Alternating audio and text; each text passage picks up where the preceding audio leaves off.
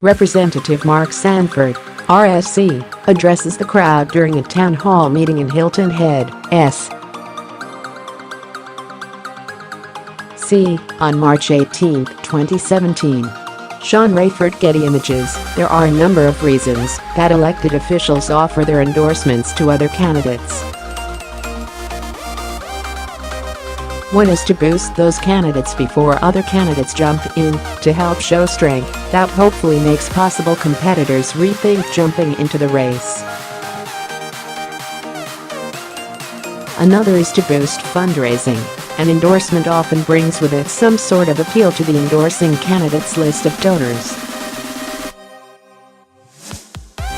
A third is to goose enthusiasm. Right before Election Day, rolling out a big endorsement that will energize people could spur people to the polls who might not otherwise go. You can see, then, that the utility of an endorsement depends on it happening far enough in advance of voting to serve the desired purpose. At least, the utility to the candidate. Another reason that elected officials endorse is to be able to say that it was their endorsement that made the difference, to be able to play kingmaker in the parlance. If that's your goal, when you endorse doesn't really matter. You just need to get it in before polls close, in theory. But not usually within 3 hours of polls closing. Enter President Trump. Polls closed in South Carolina's primaries at 7 p.m. on Tuesday. That tweet was sent at 4:12 p.m., giving voters a robust 168 minutes to be influenced by Trump's thinking on the subject. Why he tweeted what he did when he did is one thing. But it raises a question: how many people who were likely to vote were actually still going to do so? To assess this question, we need to know when most people vote. In South Carolina, there isn't a real early vote process, so most voting occurs on Election Day.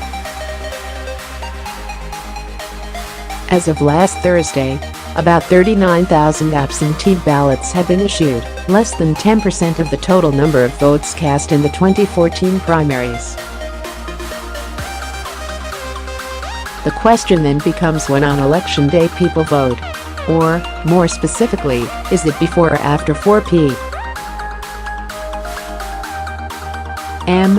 There have been studies on this question, as you might expect. In 1976, SUNY Stony Brook professor Ricardo Klorman released a study looking at when people voted, breaking down the data by occupation. His research was based on about 50,000 votes cast in 1972 and self-reported information about voting times. Most people didn't vote before 8 a.m. The most popular block in Klorman's data was between 4 p.m. and 6 p.m. About 43% of voters cast ballots after 4 p.m., though this includes localities where voting continued until 8 p.m. There were some interesting variations by occupation. Farmers and salespeople voted in the morning. Laborers and professionals voted in the late afternoon. That was 1972, though. It's probably safer to look at data collected in California in 2008, part of a study from researchers from University of California, Berkeley, and Pew Center on the states. Released in 2012, it included a graph of voter arrivals in 3 observed counties in the northern part of the state. California polls close at 8 p.m. There was a small bump in voting shortly after polls opened, and a larger one about 2 hours before polls closed.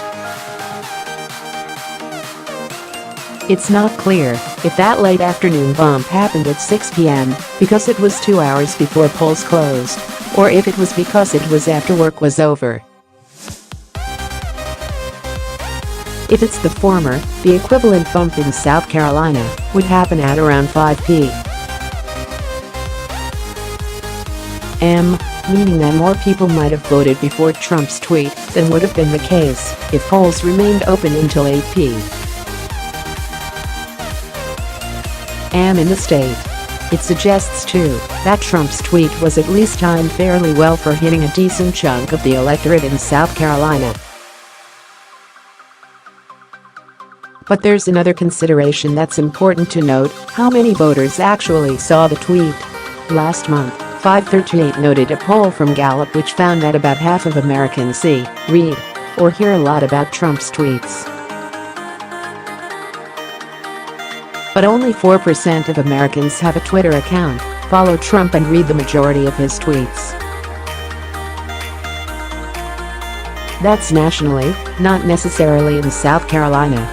What's more, not all of those Trump Twitter followers are going to vote in the Republican primary, many would be Democrats. While half the country is aware of Trump's tweets, that's over the long term, including media coverage, like this article. Many people will only find out about Trump's last-minute endorsement hours after he offered it, including some South Carolina voters. The primary response of Trump's tweet, then, will likely be felt Wednesday after the results of the South Carolina primary are known. If Representative Mark Sanford, R-S.C, loses his primary, we will likely hear at some point this week that Trump's last-minute tweet got the job done. If Sanford wins, we may never hear about the tweet again, at least from Trump.